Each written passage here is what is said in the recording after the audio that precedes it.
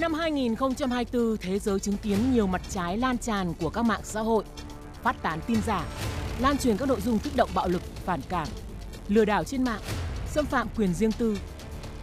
Nhưng năm 2024, làn sóng siết chặt quản lý mạng xã hội lan rộng chưa từng có tại nhiều quốc gia. Các nền tảng truyền thông xã hội sẽ có trách nhiệm chứng minh rằng họ đang thực hiện các bước hợp lý để ngăn chặn trẻ chưa đủ tuổi truy cập các trang mạng. Trách nhiệm sẽ không thuộc về cha mẹ hoặc những người trẻ tuổi và cũng sẽ không có hình phạt nào đối với người dùng. Định danh của những tài khoản sử dụng mạng xã hội thì sẽ giảm thiểu những cái tài khoản ẩn danh, những tài khoản giả mạo có hành vi vi phạm pháp luật. Quét sạch những nội dung xấu độc, bảo vệ người dùng, thiết lập lại môi trường Internet minh bạch, an toàn, lành mạnh.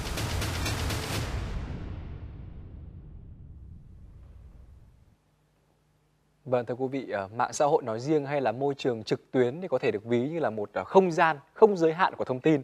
Nhưng bên cạnh những tiện ích thì mạng xã hội vẫn luôn đầy rẫy những nguy cơ.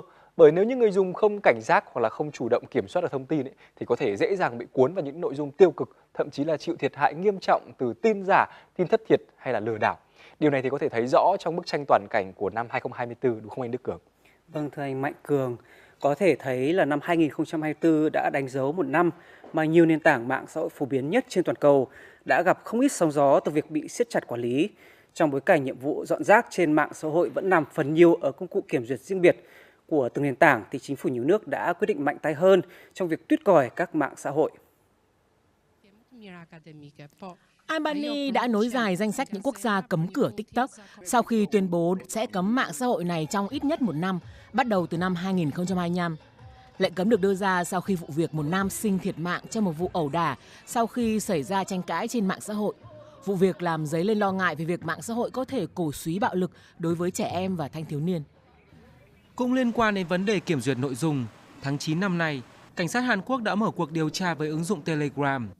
Cáo buộc được đưa ra là nền tảng này đã tiếp tay cho tội phạm tình dục, sử dụng công nghệ deepfake để làm giả hay ghép mặt người khác vào hình ảnh hay video khiêu dâm trái phép, nhắm tới phụ nữ trẻ. Tuy nhiên, thách thức lớn nhất nằm ở chỗ Telegram không dễ cung cấp dữ liệu như thông tin của các tài khoản cho cơ quan điều tra vì quy định bảo mật của riêng nền tảng này. Còn tại Brazil, mạng xã hội X, trước đây là Twitter, đã phải ngừng hoạt động một thời gian khi nước này thực thi lệnh cấm truy cập do X không tuân thủ luật pháp của nước này. X bị cáo buộc đã để lan truyền các thông tin sai lệch, ngôn từ kích động thù địch liên quan đến bầu cử. Mạng xã hội này chỉ được mở cửa trở lại sau khi chấp thuận tuân thủ pháp luật của Brazil và nộp phạt 5,23 triệu đô la Mỹ để được dỡ bỏ lệnh cấm. Biện pháp mạnh tay nhất với các mạng xã hội đến từ Australia. Vào tháng 11 vừa qua, Quốc hội nước này đã thông qua dự luật cấm hoàn toàn trẻ em dưới 16 tuổi truy cập và sử dụng các nền tảng mạng xã hội. Đây được đánh giá là bước đi quyết liệt chưa từng có của một quốc gia trong việc siết chặt các quy định liên quan đến nền tảng số nhằm bảo vệ trẻ em trong môi trường trực tuyến. Đối với quá nhiều người Australia trẻ tuổi, mạng xã hội có thể gây hại. Gần 2/3 người Australia từ 14 đến 17 tuổi xem các nội dung cực kỳ có hại trên mạng, bao gồm các nội dung về lạm dụng ma túy, tự tử hoặc tự làm hại bản thân, cũng như các nội dung bạo lực. Luật cấm yêu cầu nền tảng như Meta và TikTok phải chặn người dùng dưới độ tuổi được cấp phép. Nếu không muốn đối mặt với khoản phạt lên tới 49,5 triệu đô la Australia, tức là hơn 780 tỷ đồng. Tương tự, tại Mỹ, các công ty công nghệ lớn cũng phải đối mặt với làn sóng phẫn nộ vì không ngăn chặn được những kẻ săn mồi tình dục và tình trạng tự tử ở thiếu niên. Giữ an toàn cho người trẻ tuổi trên mạng là một thách thức kể từ khi Internet ra đời và khi tội phạm phát triển chiến thuật của chúng. Chúng ta cũng phải phát triển các biện pháp phòng thủ của mình. Meta là công ty sở hữu các nền tảng hàng đầu thế giới là Facebook và Instagram cho biết họ sẽ chặn các tin nhắn trực tiếp được gửi đến thiếu niên từ người lạ. Một ý tưởng khác của chính giới Mỹ là yêu cầu các nền tảng truyền thông xã hội xác minh độ tuổi của chủ tài khoản và cấm hoàn toàn trẻ em dưới 13 tuổi. Vâng, trong một không gian mở như mạng xã hội thì việc núp bóng dưới một tài khoản ảo để có thể dễ dàng đưa ra các thông tin tiêu cực mang tính bôi nhọ hoặc lừa đảo đã diễn ra nhiều lần. Do đó, việc định danh người dùng trên mạng xã hội có thể coi là một cách giúp hạn chế tình trạng này. Chúng tôi đã kết nối với phóng viên Thái Bình, thường trú Đài Truyền hình Việt Nam tại Trung Quốc. Vâng, anh Thái Bình, cơ quan quản lý Trung Quốc đã áp dụng việc chính danh trên môi trường trực tuyến như thế nào? Vì sao biện pháp này lại cần thiết thưa anh?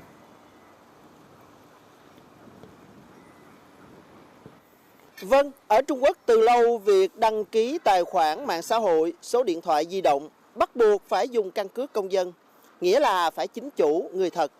Hầu hết người dân dùng tài khoản mạng xã hội kết nối với tài khoản ngân hàng để dùng trong thanh toán hàng ngày hay là quét mã đăng nhập các dịch vụ khám chữa bệnh, dịch vụ công, v.v. Nên phải chính chủ và mỗi người phải có trách nhiệm tự bảo vệ tài khoản của chính mình. Hầu như mạng xã hội ở Trung Quốc đều là mạng nội địa, mạng xã hội phương Tây không có mặt ở Trung Quốc, bởi không nhà mạng nào chấp nhận đặt máy chủ tại Trung Quốc. Nhờ nắm trong tay các công ty quản lý mạng xã hội đến tài khoản người dùng là thật, mà Trung Quốc dễ hơn nhiều nước trong quản lý mạng, quản lý người dùng. Và một điều tôi thấy khá hay là người dùng mạng, nhất là những người nổi tiếng, có thói quen kiện những ai mạt sát, vu khống họ trên không gian mạng, nên góp phần tạo một môi trường mạng ngày càng lành mạnh, thượng tôn pháp luật. Ngoài ra, những người mạt sát người khác hay bị nhà mạng nhắc nhở nghiêm trọng thì đóng tài khoản, nguy cơ bị đưa vào danh sách đen. Còn tài khoản thật nên những hành vi lừa đảo tiền cũng khó hơn hay là dễ bị cơ quan chức năng bắt giữ. Trở lại trường quay. Vâng, xin cảm ơn anh Thái Bình. Dù giới chức các nước đang nỗ lực siết chặt các biện pháp quản lý, nhưng đây không phải là nỗ lực chỉ đến từ một phía, bởi lẽ bản thân các công ty công nghệ cũng cần phải bị ràng buộc với trách nhiệm phải tuân thủ các quy định, luật pháp để bảo vệ người dùng mạng xã hội. Tại châu Âu, thì Liên minh châu EU từ 2 năm nay đã áp dụng đạo luật thị trường kỹ thuật số, buộc các công ty công nghệ lớn sẽ phải chủ động chứng minh rằng họ tuân thủ luật pháp, chứ Ủy ban châu Âu không còn phải mất công tìm kiếm lỗi sai của họ nữa. Chúng tôi đang kết nối trực tiếp với phóng viên Lê Hồng Quang để tìm hiểu thêm. Vâng, thưa anh Hồng Quang, EU đang có những tiêu chuẩn và cách thức nào về cả pháp lý và tài chính để buộc các tập đoàn công nghệ sở hữu các mạng xã hội phải tuân thủ quy định của khối ạ?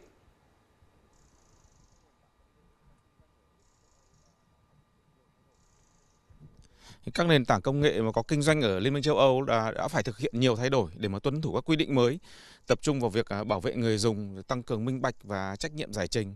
Thì cái đạo luật thị trường kỹ thuật số tại Liên minh châu Âu là bắt buộc các mạng xã hội là phải nhanh chóng xóa các nội dung có cái ngôn từ thù hận hoặc là thông tin sai lệch hoặc là quảng cáo cho hàng giả v.v. Thì các nền tảng đó phải chủ động báo cáo quy tắc kiểm duyệt nội dung và phải công khai các quyết định gỡ bỏ nội dung. Thì nếu mà vi phạm thì các nền tảng đó có thể bị phạt tối đa là tương đương với 6% doanh thu của toàn cầu. Thì những cái quy định đó nó nhằm mục đích là tạo ra một cái môi trường trực tuyến an toàn và có trách nhiệm hơn, đồng thời là cũng bảo vệ quyền lợi của người tiêu dùng châu Âu. Vâng, cảm ơn phóng viên Lê Hồng Quang. Như vậy thì EU có thể được coi là nơi đầu tiên trên thế giới mà các nền tảng trực tuyến không còn có thể tự đặt ra quy định của riêng mình nữa. Và mới đây nhất thì từ hôm qua 25 tháng 12, Nghị định 147 của Chính phủ đã có hiệu lực với những chính sách sẽ định hướng và thay đổi một số thói quen sử dụng mạng xã hội của người dân Việt Nam. Trong đó đáng chú ý nhất là yêu cầu người dùng phải xác thực tài khoản mạng xã hội bằng số điện thoại hoặc mã số định danh để có thể dễ dàng thông tin, viết bài, bình luận, livestream và chia sẻ thông tin trên mạng xã hội. Là người làm sáng tạo nội dung trên mạng xã hội, ngày hôm nay chị Minh ở Hà Nội đã thực hiện việc cung cấp thông tin số điện thoại chính chủ để xác thực tài khoản. Em đã làm trên cái tài khoản TikTok của em ấy, và sau khi xác thực số điện thoại xong thì em vẫn comment đăng bài và lướt TikTok các thứ bình thường. Thì em thấy nó vẫn khá là đơn giản và cũng khá là tiện ấy cho mọi người thực hiện cái nghị định này. Đặc biệt với quy định, người sử dụng mạng xã hội dưới 16 tuổi cần xác thực tài khoản bằng thông tin của cha mẹ hoặc người giám hộ, thì các phụ huynh như chị Linh trong ngày hôm nay cũng nghiêm túc thực hiện việc xác thực. Khi mà đăng ký thì có thể quản lý được các cái hoạt động của bạn ấy trên Facebook. Bạn ấy đăng tải hoặc là xem những cái thông tin gì thì mình cũng có thể cập nhật được, thì có thể kịp thời nắm bắt những cái thông tin và kiểm soát những cái thứ mà bạn ấy tiếp cận được để phù hợp với lứa tuổi của bạn ấy hơn. Việc xác thực tài khoản nhằm ngăn chặn hành vi lừa đảo, phát tán tin giả, tin xấu độc trên các nền tảng mạng xã hội tại Việt Nam. Định danh của những tài khoản sử dụng mạng xã hội thì sẽ giảm thiểu những cái tài khoản ẩn danh, những tài khoản giả mạo có hành vi vi phạm pháp luật. Những cái thao tác mà để định danh vào trong cái tài khoản mạng xã hội nó rất là đơn giản, đâu đó chỉ khoảng tầm 2-3 bước thôi. Thì chúng ta có thể thực hiện ngay hôm nay thì để tránh những cái trường hợp mà bị gián đoạn về việc sử dụng mạng xã hội. Việc xác thực sẽ kéo dài trong 3 tháng, kết thúc vào ngày 25 tháng 3 năm 2025. Điều này đồng nghĩa với việc sau ngày này, những tài khoản chưa xác thực sẽ chỉ có thể đọc thông tin trên mạng xã hội, hoàn toàn không thể đăng tải, bình luận, livestream và chia sẻ thông tin trên mạng xã hội.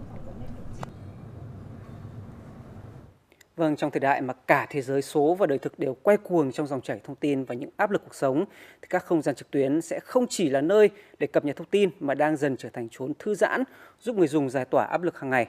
Đây cũng là dự báo là xu thế của mạng xã hội năm 2025. Việc siết chặt quản lý và chung tay của chính các nền tảng đang góp phần định hình nên một xã hội số lành mạnh, văn minh.